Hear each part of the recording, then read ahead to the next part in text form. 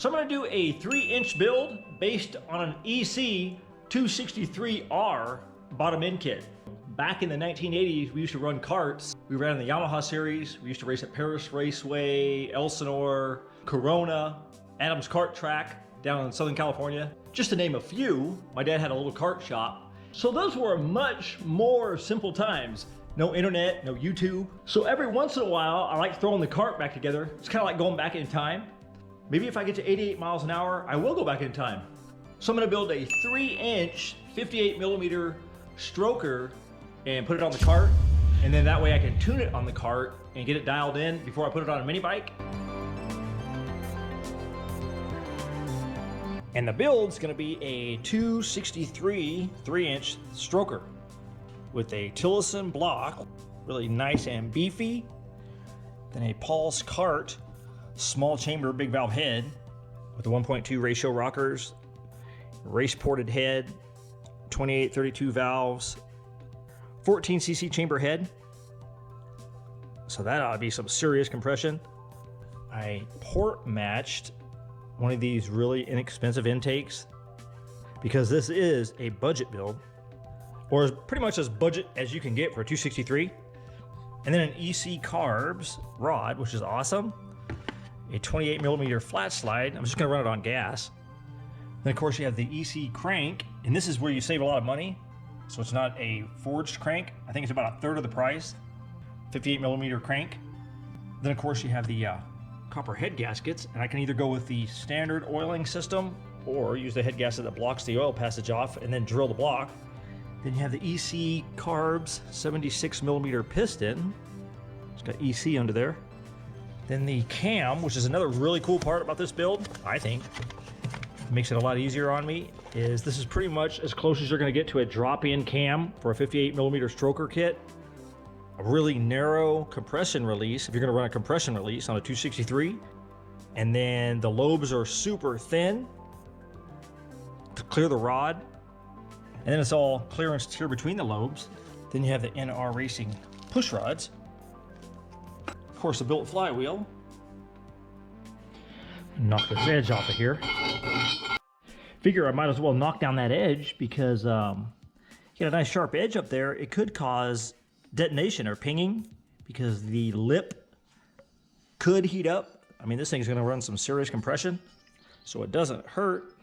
So normally on these Tilley block, or any block, I normally would have to heat this thing in the oven and then put the bearing in the freezer to drop the bearing in. But this block, check this out. This thing dropped right in. So out of all of these engine builds around here, on all these bikes, I haven't had one failure yet. The only failure I've had in the last couple years was a valve stem breakage on the Azusa bike. But there's gonna have to be one engine failure sooner or later. Slide one of these rings down in here and check that ring gap.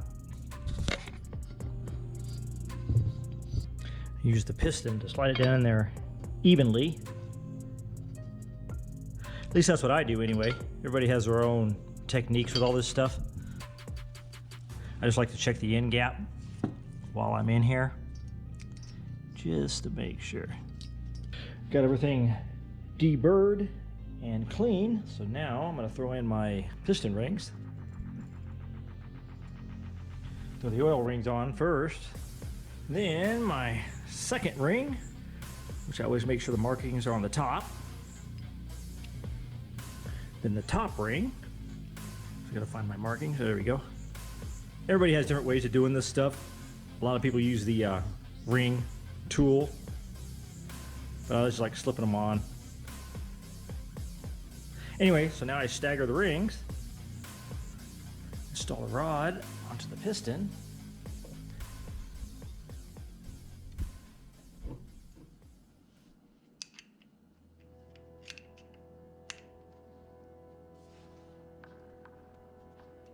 So these are kind of nice. These are the kind of clips you can use without snap ring pliers.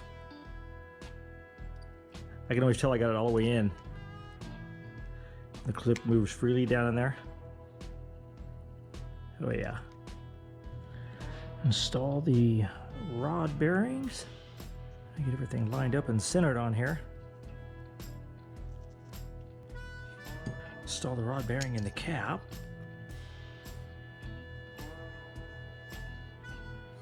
So all my bearing clearances look good. Crank.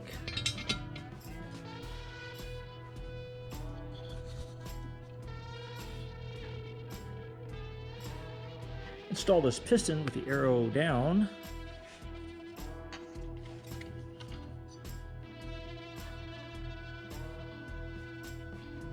Oil up these rod bolts. So the EC Pinnacle rod calls for 60 inch-pounds first, 15 inch-pound increments up to 150 inch-pounds. So far, so good. Plenty of clearance down in there. Spins over nice and easy so far. So I'm gonna drop some oil on this cam and I'll drop it down in there and we'll see if we have any clearance issues, which will be interesting to see how this how these thin lobes clear everything. Like I was saying before, this cam's actually designed to fit in a 58mm stroker. Looks lined up. The lobes totally clear that rod. You throw a side cover on it and see what happens. I mean, this thing is totally smooth. I mean, it turns over so smooth. That is awesome. See, that's so cool. They build these kits nowadays with that Pinnacle rod. They say that thing's designed for the 58mm stroker. You combine that with that dyno cam that's designed for the 58mm stroker. And man, this is the first one that I've not had to clearance anything. Yeah, if you look in there, this thing has quite a bit of clearance too between the oil splasher and the block. Because on the 223, I had to clearance the block just a little bit right there, and in the jug or in the cylinder, but not this one. This one's got plenty of room on all of it. So of course, on something like this, it would be better to use a billet side cover. But since this is only going to be used for one 88-mile-an-hour pass to get through time, I'm just going to use the stock Tillotson side cover. But anyway, so I'm going to drill this with my 5/16 and tap it, and then install a hose barb, so at least I'll be able to vent the crankcase. So I'm going to use my 1/8 by 27 MPT tap.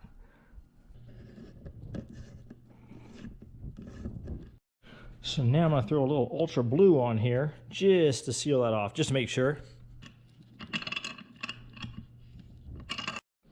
Okay, that'll work.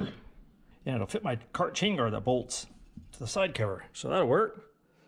And I'll be able to vent into the valve cover to relieve some of that crankcase pressure. Okay, I'll button this up.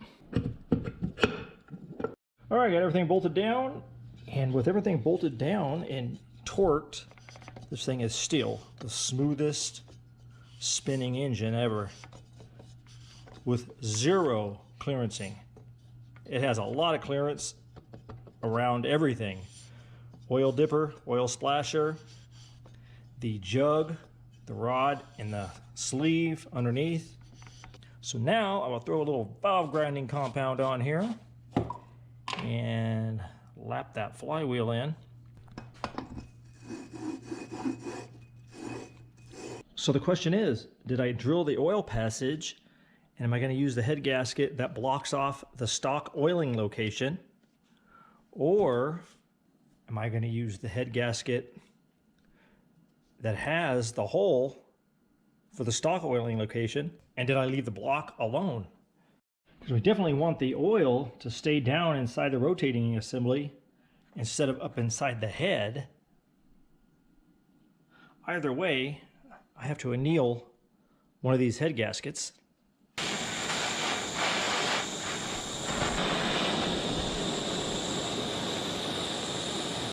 Install the head in our racing push rods. So the cam card shows 3/1000ths for the valve lash and then 34 degrees timing, and that's exactly what this flywheel has, so that worked out. Got the valve cover on there, and I'll run one hose from one hose barb to my vent. At least this way I'm venting the crankcase on here, the stock Tilley cover. So I had to file my gasket to make it fit this port because it's so big. It doesn't have much material around the edge right there. I just got the intake on there. So now I'll throw my 28 millimeter flat slide on here. So that looks pretty sweet on there. Who knows if it'll run good, but it looks good. So that's all that counts. Okay, that's pretty much it. So now I will throw it on the cart and see if I can fire it up and maybe ride it around, break it in a little bit. I do gotta put that top plate on here that I'm still waiting for the pulse pump, but I can use the one on the cart for right now. I got the cart set up on there, put the chain gut on here.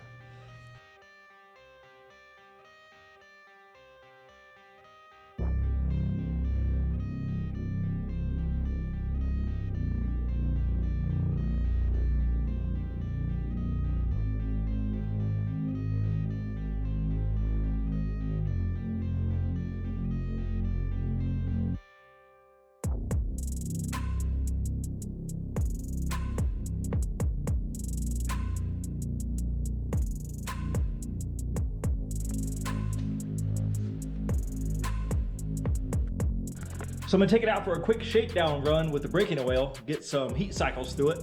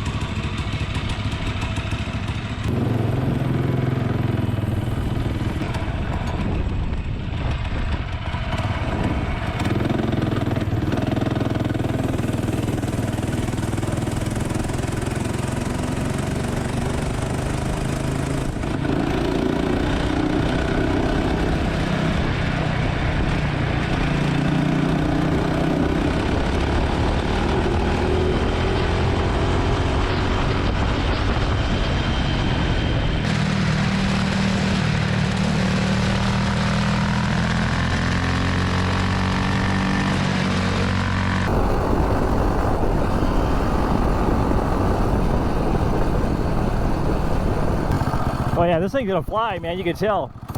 Just barely getting on it.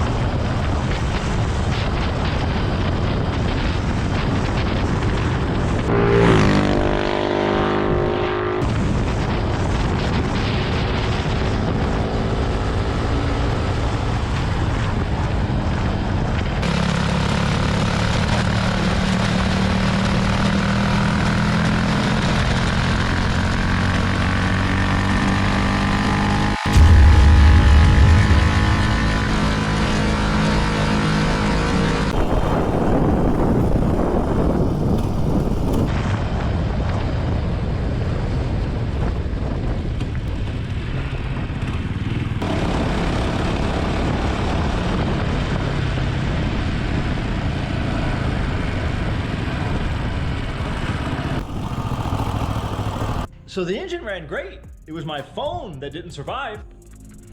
I mean, it looks pretty good still. I mean, it looks like it still has some life left in it. It makes this weird noise though. So it's a very smooth running engine. They said the piston's very lightweight and it helps balance the rotating assembly. So maybe that has something to do with it. I mean, you can tell this thing has a lot of torque, especially when it gets up there in the RPM band, even though I didn't get on it all the way. But as you get up there, you can feel it come on with that bigger cam. So the Pulse Cart head, the big valve, small chamber head, that's exactly what that head needed, was that big displacement, that big bore. So I actually built the 263 for this bike, the Taco 22, or 357 replica, the bike without the springs. I thought about running the 263 on methanol, but with the power that thing has on gas, it might be just fine for this small bike. But before I put the 263 on a mini bike, I'm thinking maybe I should take the cart out for a top speed run just to see how fast I can get the cart to run with the 263.